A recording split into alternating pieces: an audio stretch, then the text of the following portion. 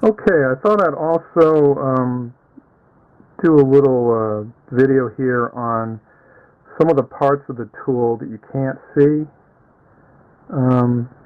just to show you what I was thinking when I built this. You've got a keeper bar right here which rotates on an axis, and the screw here, which I would call the maybe the keeper screw, it goes all the way through, and then it's got a nut on the other side. And the way I make sure that that nut doesn't come apart is I use Loctite Red, and I use this dispenser to give me a nice small little droplet of Loctite Red, which I then let sit overnight, and it seals it up very well. You cannot pull this apart without breaking something. In other words, if you were to try to force this nut off of here on this one, which I did seal with Loctite Red, you would either strip the threads or you would strip the top hex on this. That opening would get stripped. So the only way to get this apart would be to use some heat, like with a lighter, like a flame from a lighter will release this if you needed for some reason to get it apart. Otherwise, this is a permanent seal on that. So you don't have to worry about this coming apart.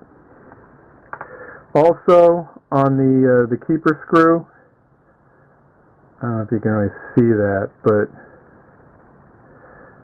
I've actually ground down some of the threads on the top. This is the part of the screw that makes contact with the keeper bar. So when the keeper bar is rotated, it's rotating on that part of the screw, and what I've done is I've ground off some of the threads to make it more smooth so it doesn't wear down your keeper bar. So that's a couple of things.